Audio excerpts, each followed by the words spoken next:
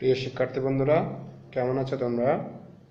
আশা করি ভালো আছো। আমি শরওয়ার উদ্দিন আরবি ম্যানসন স্কুল অ্যান্ড কলেজের প্রভাষক। আজ আমি তোমাদেরকে ম্যানসনের অনলাইন ক্লাসে স্বাগতম জানাচ্ছি। আমাদের আজকে আমাদের আলোচ্য বিষয় হলো নবম ও দশম শ্রেণীর হিসাব বিজ্ঞানের একটি গুরুত্বপূর্ণ চ্যাপ্টার। তোমরা নিশ্চয়ই জানো হিসাব বিজ্ঞানের দুইটা বিভাগ থাকে, একটা হচ্ছে যে ক বিভাগ এবং একটা খ বিভাগ। ক বিভাগ থেকে দুইটা প্রশ্ন বাধ্যতামূলক থাকে, আর সেটা হচ্ছে যে আর্থিক বিবরণী থেকে। ঠিক আছে?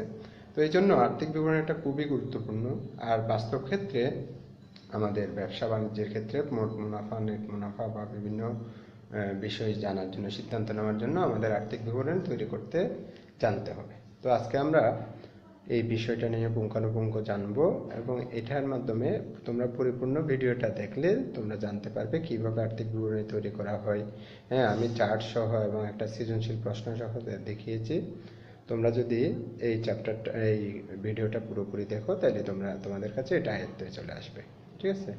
তো আমি তোমাদেরকে আবারও বলছি, অনেকে মনে করো এই চ্যাপ্টারটা খুব কঠিন বলে মনে করে এবং এটাকে কি অ্যাভয়েড করে থাকে, কিন্তু আসলে এটা অত বেশি কঠিন নয়। এটা যদি তোমরা একটু ভালোভাবে দেখো, মনোযোগ দিয়ে দেখো, তাহলে তোমরা একদম সহজে জানতে পারবে।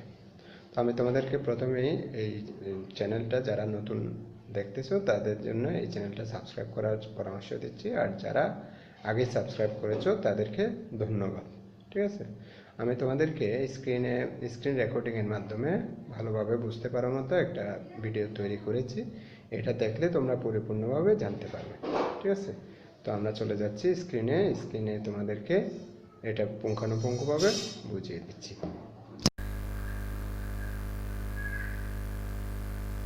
হ্যাঁ বন্ধুরা, তাহলে আমরা নবম দশম শ্রেণীর হিসাব বিজ্ঞান দশম অধ্যায় আর্থিক বিবরণী নিয়ে আলোচনা করব।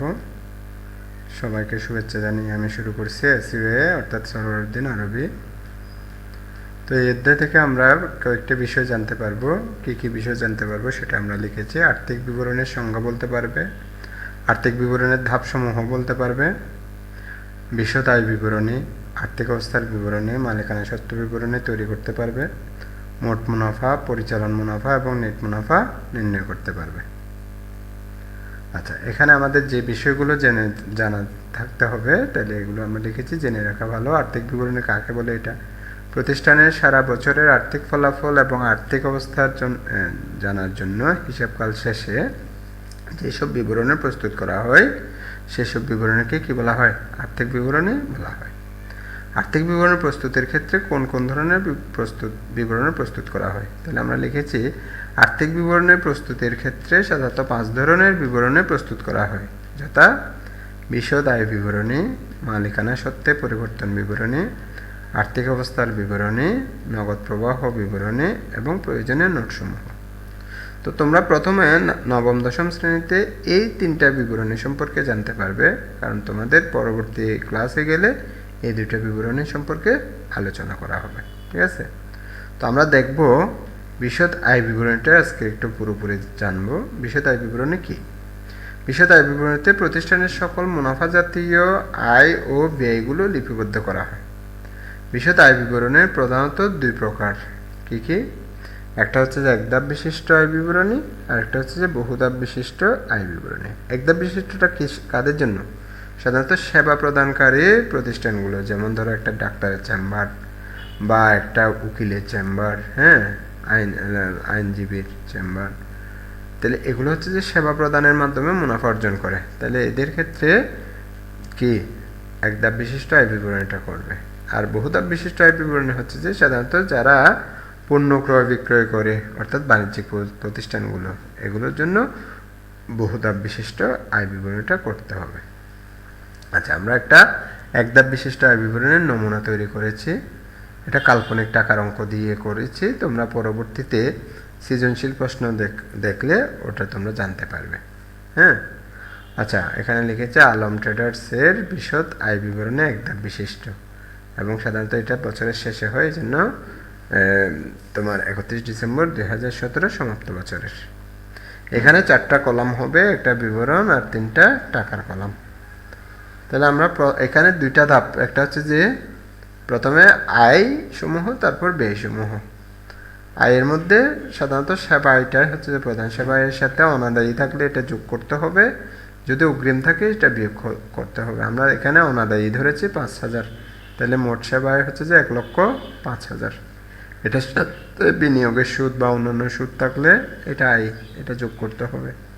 যদি অন্যান্য আয় থাকে সেটাও যোগ করলাম, যোগ করে আমরা এখানে পেয়েছি মোট আয় কত, 1,23,000। এবার হচ্ছে যে বাদ ব্যয়সমূহ। বিভিন্ন ধরনের ব্যয় থাকতে পারে, আমরা এখানে বেতন খরচ ধরেছি, এটার সাথে বকেয়া থাকলে যোগ করতে হবে, যদি অগ্রিম থাকে এটা বিয়োগ করতে হবে। তাহলে আমরা বকেয়া যোগ করেছি, ফলে 14,000 হয়েছে। তারপর ভাড়া খরচ, ভাড়া হচ্ছে যে 60,000, পরিবহন খরচ 5,000, সুদ খরচ কত, 8,000, এটা কাল্পনিক টাকা ধরেছে। প্রদত্ত কমিশন 7,000, বিমা খরচ 5,000, ছাপা ও মনিহারি 2,000। তাহলে এগুলো সবগুলো যোগ করে মোট খরচ হয়েছে আমাদের 1,01,000। এখন খরচ থেকে, আয় থেকে খরচগুলো বাদ দিলে আমাদের থাকে কি, মোট মুনাফা হচ্ছে যে, মোট মুনাফা না, এটা আমরা নেট মুনাফা লিখব। নেট মুনাফা হলো 22,000। তো যদি কোনো কারণে খরচটা বেশি হয়ে থাকে তখন আমাদের কি লিখতে হবে, নিট ক্ষতি। আচ্ছা, এখন বহুধাপ বিশিষ্ট, সাধারণত বাণিজ্যিক প্রতিষ্ঠানগুলোর জন্য বহুধাপ বিশিষ্ট আয় বিবরণীটা করা হয়। এখানে অনেকগুলো ধাপ থাকে বিধায় এটাকে বহুধাপ বিশিষ্ট আয় বিবরণী। আমরা লিখেছি আলম ট্রেডার্সের বিশদ আয় বিবরণী বহুধাপ বিশিষ্ট, এবং এটা কখন, 31 ডিসেম্বর 2017 সমাপ্ত বছরের জন্য। ঠিক আছে। আচ্ছা, বিক্রয় 1,00,000 টাকা, এটা কাল্পনিক ধরেছি। বিক্রয় থেকে ফেরত থাকলে বাদ যাবে, অলিখিত বিক্রয় থাকলে যোগ হবে, তাহলে নিট বিক্রয় 1,05,000। এবার বাদ বিক্রিত পণ্যের ব্যয়। বিক্রিত পণ্যের ব্যয় করার জন্য আমাদের প্রথমে প্রারম্ভিক মজুদ লাগবে, প্রারম্ভিক মজুদ 20,000। এটার সাথে ক্রয় ছিল 50,000। অলিখিত ক্রয়, যদি লেখা হয় না এরকম ক্রয় থাকে, বাকিতে ক্রয় থাকে, এটা যোগ করতে হবে। তারপর ফেরত থাকলে বাদ দিতে হবে, পণ্য উত্তোলন থাকলে বাদ দিতে হবে, পণ্য বিতরণ থাকলে বাদ দিতে হবে। তাহলে আমরা এখানে কাল্পনিক দুইটা ধরেছি, তাহলে 50,000-এর সাথে 5,000 যোগ করে এখান থেকে 3-2 5,000 বিয়োগ করলে আর 50,000 থাকে। এটা হচ্ছে নেট ক্রয়। এবার এটার সাথে কিছু প্রত্যক্ষ খরচ আছে, যেমন মজুরি আছে, আমদানি শুল্ক আছে, পরিবহন খরচ আছে, ডক চার্জ আছে, হ্যাঁ, এগুলো সবগুলো যোগ করে ওখান থেকে সমাপনী মজুরটা বিয়োগ করতে হবে। তো আমরা এগুলো বিয়োগ করে কত পেয়েছি, 55,000। এটা হচ্ছে যে বিক্রিত পণ্যের ব্যয়। এখন বিক্রয় থেকে বিক্রিত পণ্যের ব্যয় বাদ দিলেই আমরা প্রথমে পাবো যে মোট মুনাফা। তো মোট মুনাফা কত, 50,000। এবার ওখান থেকে মোট মুনাফা থেকে পরিচালন ব্যয়টা বাদ যাবে। পরিচালন ব্যয়ের মধ্যে প্রদত্ত কমিশন, বিমা খরচ, প্রদত্ত বাট্টা, ছাপা ও মনিহারি যতগুলো আছে সেগুলো ধরতে হবে। অনেকগুলো থাকতে পারে, আমি এখানে কয়েকটা দেখিয়েছি। হ্যাঁ, অবচয় খরচ, তারপর ভাড়ার সাথে মনে করো এখানে বকেয়া থাকলে যোগ করতে হবে, অগ্রিম থাকলে বিয়োগ করতে হবে। এগুলো সবগুলোর সাথে সমন্বয় থাকতে পারে, বকেয়া থাকলে যোগ, অগ্রিম থাকলে বিয়োগ। হ্যাঁ, তো এইভাবে খরচ যতগুলো আছে সবগুলো ধরতে হবে। যেমন বিজ্ঞাপনের সাথে একটা দেখিয়েছি, বিজ্ঞাপন 5,000 ছিল, ওটা বিলম্বিত বিজ্ঞাপন, মনে করো 5 বছরের জন্য, তাহলে 4 বছরটা বিলম্বিত। এটা বিয়োগ করে আমরা 1,000 টাকা কি পেয়েছি, বিজ্ঞাপন খরচ। উপযোগ খরচ 3,000, ডাক ও তার খরচ 2,000। এভাবে সবগুলো খরচ যোগ করে আমরা পেয়েছি 31,000। এটা হচ্ছে যে কি, পরিচালন ব্যয়। এখন মোট মুনাফা থেকে পরিচালন ব্যয়গুলো বাদ দেওয়ার পরে যা অবশিষ্ট থাকবে সেটার নাম হচ্ছে যে কি, পরিচালন মুনাফা। 19,000 হয়েছে। এবার পরিচালন মুনাফার সাথে অন্যান্য আয় থাকলে সেটা যোগ করতে হবে। আমরা কাল্পনিক ধরে নিচ্ছি, অন্যান্য আয় হচ্ছে যে 6,000, আর অন্যান্য ব্যয় থাকলে বিয়োগ করতে হবে 5,000। এখন অন্যান্য ব্যয়টা যোগ করে, আয়টা যোগ করে ব্যয়টা বিয়োগ করে আমরা পেয়েছি 20,000। এটার নাম হচ্ছে যে নেট মুনাফা। এইভাবে এখানে যেহেতু কয়েকটা ধাপ রয়েছে, এজন্য এটাকে বহুধাপ বিশিষ্ট আয় বিবরণী বলা হয়। আর এটা কখন করা হয়, এটা সাধারণত তোমার যেগুলো বাণিজ্যিক প্রতিষ্ঠান বা ক্রয় বিক্রয়কারী প্রতিষ্ঠান সেগুলোর জন্য। এখন আমরা তোমাদের চর্চার জন্য একটা সৃজনশীল প্রশ্ন দিয়েছি। এখানে তামিম ইকবালের মিলে অন্যান্য তথ্যাবলী দিয়েছে। প্রারম্ভিক মজুত, পণ্য ক্রয় বিক্রয়, পণ্য ক্রয় পরিবহন, কমিশন, বেতন, আমদানি শুল্ক। আমদানি শুল্কটা কিন্তু বিক্রিত পণ্য পেয়ে যাবে। বিজ্ঞাপন, ফেরত দুইটা আছে, একটা 5,000, একটা যে ডেবিটে যেটা এটা হচ্ছে যে বিক্রয় ফেরত, ক্রেডিটটা ক্রয় ফেরত। তারপর অনাদায়ী পাওনা ও কুরিন, ঠিক আছে।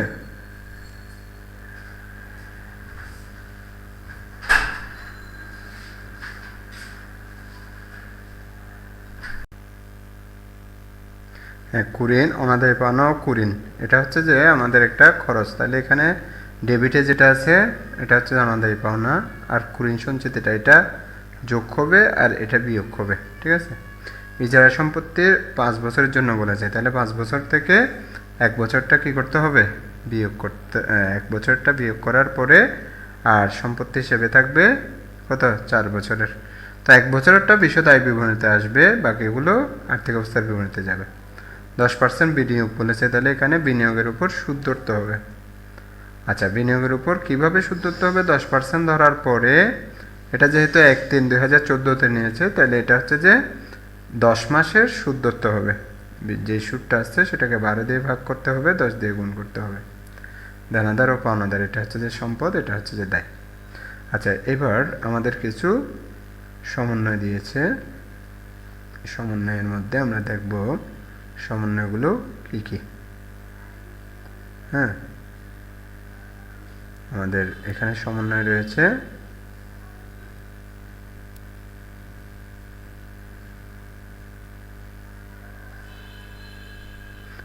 যেগুলোকে অন্যান্য তথ্য বলা হয়। ধারে ক্রয় করেছে 5,000 টাকা, বিনামূল্যে পণ্য বিতরণ। ধারে ক্রয় এটা ক্রয়ের সাথে যোগ হবে, বিনামূল্যে পণ্য বিতরণটা বিয়োগ হবে। অবিকৃত পণ্যর মজুত পণ্য, অর্থাৎ এটা সমাপনী মজুত পণ্য, এটার ক্রয় মূল্য 15,000 বলেছে, বাজার মূল্য 10% কম, 10% বেশি, তাহলে আমাদের 15,000 যেটা কম সেটা ধরতে হবে। বকেয়া পরিবহন, এটা পরিবহন খরচের সাথে যোগ করতে হবে। অগ্রিম বেতনটা কি করতে হবে, বেতন থেকে বিয়োগ করতে হবে। বিবিধ দানাদার 2,000 টাকা আদায়যোগ্য নয় বলেছে, এটা হচ্ছে যে নতুন কুরিন। এবং অবশিষ্ট দানাদারের উপর যেটা বিয়োগ করার পরে যেটা দানাদার থাকবে সেটার উপর 10% সঞ্চিতি, তাহলে এটা হচ্ছে যে নতুন কুরিন সঞ্চিতি, ঠিক আছে। আচ্ছা, এগুলো দেওয়া আছে। এখন আমাদের ক নাম্বারটা বলেছে যে নেট ক্রয়ের পরিমাণ।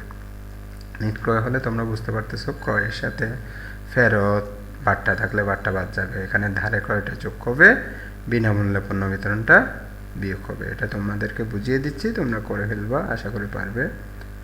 তারপরে উপযুক্ত তথ্যের আলোকে মোট মুনাফা নির্ণয় করে। আমরা মোট মুনাফা করেছি, যেটা কিছুক্ষণ আগেই দেখিয়েছি, অর্থাৎ নেট বিক্রয় থেকে বিক্রিত পণ্যের ব্যয়, এটা বাদ দিলেই হয়ে যাবে। এবং নেট মুনাফা বা ক্ষতির পরিমাণ নির্ণয়, অর্থাৎ পরিপূর্ণ একটা বিশদ আয় বিবরণী করতে হবে। তো যেহেতু আমি তোমাদেরকে একটা চার্টের মাধ্যমে একটা কাল্পনিক দেখিয়ে দিয়েছি, তো এটা তোমাদের চর্চার জন্য রাখছি। তারপরেও যদি তোমরা না বুঝো আমাকে বলবে, আমি তোমাদেরকে পরবর্তী ক্লাসে এটা দেখিয়ে দেব, ঠিক আছে। তো আশা করি তোমরা এই ভিডিওটা ভালো করে বুঝতে পেরেছো। তারপরে যদি কোনো বিষয় না জানা থাকে তো সেক্ষেত্রে আমাকে অবশ্যই কমেন্ট করে জানাবে, আমি তোমাদেরকে বুঝিয়ে দেওয়ার চেষ্টা করব। এবং পরবর্তী ক্লাসে তোমার আরও সৃজনশীল এবং প্রয়োজনে এই সৃজনশীলটারও সমাধান করে দেব, এবং আর্থিক অবস্থার বিবরণী, মালিকানা সত্ত্বের পরিবর্তন বিবরণী, এগুলো দেখাবো। তো আজ এই পর্যন্ত। তোমরা সবাই নিয়মিত অনলাইন ক্লাসে যুক্ত থাকবে এবং এই চ্যানেলটার সাথে থাকবে। এই চ্যানেলটা সাবস্ক্রাইব না করলে অবশ্যই সাবস্ক্রাইব করে দেবে। তো এবং তোমাদের ভিডিওটা ভালো লাগলে এটা লাইক করে তোমাদের বন্ধুবান্ধবের কাছে পৌঁছে দেবে। তো ভালো থাকো, সুস্থ থাকো, আল্লাহ হাফেজ।